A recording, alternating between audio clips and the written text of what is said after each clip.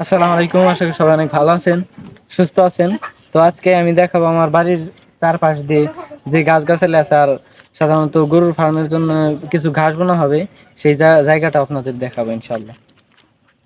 তো এখানে দেখতে পাচ্ছেন, এখানে যে গাছগুলা দেখতেছেন, এখানে এই যে এগুলা আখ, আমাদের আঞ্চলিক ভাষায় এগুলাকে বলা হয় কুশুল সাধারণত। তো এখানে অনেক, তো এইখানে যে গাছগুলা দেখতেছেন, এই গাছগুলার বয়স আমি সঠিক বলতে পারতেছি না, কারণ গাছগুলো আমি গুনি নাই। তো এই আখগুলো অনেক সুন্দর হয়েছে। এই পাশে আছে, তারপর এই পাশে আছে, সবগুলাই আর হয়তো বা কিছুদিন গেলে বড় হবে। আর এগুলো নতুন বোনা হয়েছে, একদম নতুন এগুলা। তারপর ওই সাইডে আছে। তো সাধারণত ওইরকম ভাবে পরিচর্যা করা হয় না এই কুশল গাছগুলা। বড় বড় হয়েছে না সামনের ডি? তো এইখানে কয়েকটা বড় হয়েছে মনে হয়, এই যে দেখেন। আর এগুলো ছোট ছোট, এই যে এগুলো কি মরে গেছে? না আইডিয়া খাও এই যে পুয়া, এই যে পুয়া চালাইছে খালি একটু মাটি হাতে করি এই যে কি পোয়া হয়েছে? হ্যাঁ অন্য জায়গায় নিয়ে ই করে যাবো, বোনা যাবো, সমস্যা নাই। ওই সাইডে আছে না, এই সাইডে আছে দর্শক, এই সাইডে আছে অনেকগুলা গাছ। এগুলা তো ছোট ছোট, তাই না? বেড়া চললাম, এই সাইডে আছে। আসলে গাছ অত নাই, কিন্তু শখটা হলো বড়। এই যে কুসুল এই যে অনেক কিছু বড় কুশল নাই নেই, যেগুলা খাওয়ান যাবো। এই যে তিনটে কোন তিনটে? এই যে এই যে তিনটে। বেশিরভাগ বড় এই যে এটা এই যে আচ্ছা সমস্যা নাই, কয়েকদিন গেলে খাওয়ান যাবো। এই যে এখানেও চারা বোনা হয়েছে একটা। এই ছোট সব দেখাও এই যে এটি দেখাও এই পেঁপে গাছ কাটছে কিসের জন্য? কপি গাছ এই রিপেয়ার যে না তো তাহলে, তোমরা গাছ ও আচ্ছা, এটা আমি পেঁপে গাছ পাচ্ছিলাম। আচ্ছা দর্শক, তো এইখানে সাধারণত আপনাদের অনেক দূর থেকে দেখায় একটু গাছ আসলে বেশি নাই, কিন্তু সবচেয়ে বড় হলে শখ শখ করে এগুলা বুনছি আমরা। ইনশাল্লাহ এগুলা বড় হবে, আগামীতেও চারদিক দিয়ে আরো বেশি করে বুনবো ইনশাল্লাহ। তো এখন আপনাদের জায়গা দেখায়, যেহেতু আমাদের পরবর্তী পরিকল্পনা ইনশাল্লাহ যদি আল্লাহ তাআলা তৌফিক দেয়, গরু গরু পালবো। এই জন্য গরু পালার জন্য এই যে জায়গা দেখতেছেন, এই যে এই চার সাইড দিয়ে ঘাস বুনবো ইনশাল্লাহ।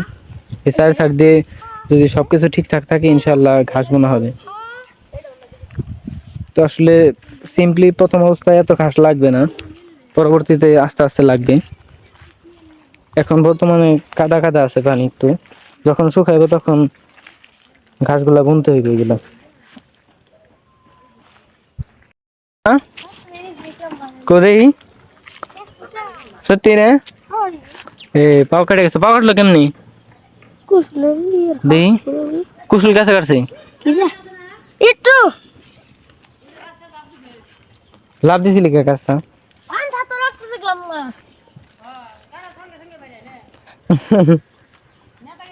আচ্ছা বেশি কাটে নাই, সমস্যা নাই, বেশিক্ষণ রক্ত থেমে যাবেন, সমস্যা নেই, বেশি নেই।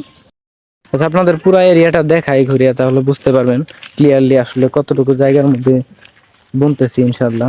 তো এখানে দেখতে পাচ্ছেন কাদা, তো এই কাদাগুলো যখন শুকাইবো তখন ওই ঘাসের চারাগুলো বুনতে হবে। তো অনেক কাদা, আপনাদের দেখানোর জন্য কাদা পাড়ে আসতেছি। তো এখানে অনেক কাদা, এই যে এখানে আসলে ঘাস বুনছিলাম যখন শুকনা ছিল, তখন ঘাস বুনছিলাম। পরবর্তীতে বর্ষা বর্ষাকাল আসার পর সবগুলো মারা গেছে গাছ। ইনশাল্লাহ আবার যখন সবকিছু ঠিকঠাক হয়ে যাবে, শুকিয়ে যাবে, তখন ইনশাল্লাহ আবার বুনে দেব।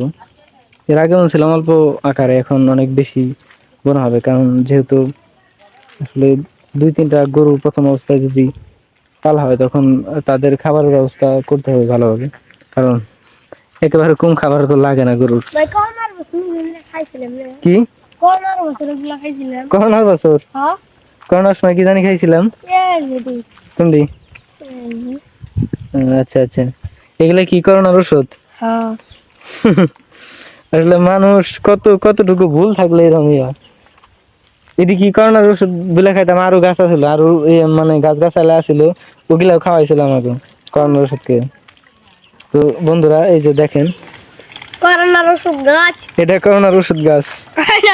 মিরাজ করতেছে করোনার ওষুধ গাছ। আচ্ছা অনেক কিছু তো দেখালাম, ওই সাইডে যে হাঁস। আচ্ছা অনেক কিছু তো দেখালাম, ওই সাইডে যে হাঁস। হাসে গুছলাতে দিচ্ছে। হাঁসের সুবিধা হয়েছে তাই না মিরাজ, হ্যাঁ পানি আসার কারণে। হাসে গুছলাতে দিচ্ছে। কত আরামে, আরামে কি করতেছে, হাসে হাঁসের গুলগুলাইতেছে।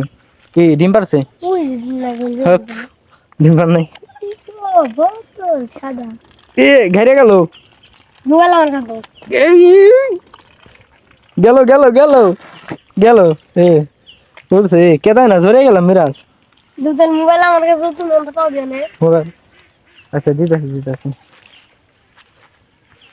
পাও দোন লাগবে, প্রচুর কেদা এই জায়গা। তুমি পাও দাও না। দিতেছি সমস্যা নেই, প্রচুর পরিমাণ কেদা, আর রোদের আলো চেহারা হয়েছে কালা জায়গাটা আছে। আমি ভাই কালা। হ্যাঁ পানি দোন লাগবা, পানির মধ্যে পানি দোন লাগবে। পায়ে পানি দিচ্ছে আজকে। আর এই সাইড এখন আমিও ধোবো। আর ফেসবুকে উঠতেছে না, পায়ে উঠাইলাম। তাওটা পরিষ্কার করে দিলাম, কেদা উঠছিলাম প্রচুর পরিমাণ। আমি দুমু তুমি উঠাই যায়। হ্যাঁ আমি দুমু তুমি উঠাই যায়। প্রচুর কেদা। अंदर अंदर पानी है घुला घुला पानी इसी হ্যাঁ अंदर पानी इसी ঠান্ডার পানি। হ্যাঁ দুধ দুধ পরিষ্কার করে পাও, পাও দু পরিষ্কার করে দু, কেদা জান থাকে না। তাড়াতাড়ি। আসলে বাংলাদেশের বন্যার যে পরিস্থিতি, अगर ताल गाछ उठा আমাদের এই পুকুরে এরকম পানি ছিল না, কিন্তু এই 2-3 দিন ধরে অনেক পানি হয়েছে প্রচুর পরিমাণে।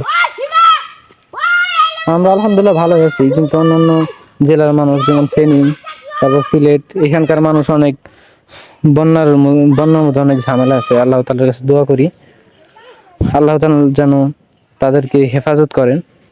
আসলে আপনাদের জায়গা থেকে আপনারা চেষ্টা করবেন সাহায্য করার যদি পারেন, কারণ আমি কালকে দেখলাম যে এই পানির কারণে প্রচুর মানুষ মারা গেছে।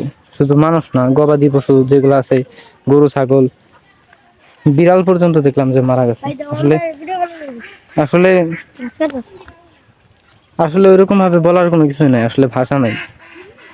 আমি জানি না কি কারণে পানি আসছে, কিন্তু মোট কথা হলো এখন যে কারণে আসুক আসলে সবই আল্লাহর ইচ্ছাই হয়। ইনশাআল্লাহ আল্লাহ তাআলার কাছে দোয়া করি আল্লাহ হেফাজত করুক সবাইকে। তো আজকের মতন ভালো থাকবেন সবাই, এখানে শেষ করছি। আসসালামু আলাইকুম।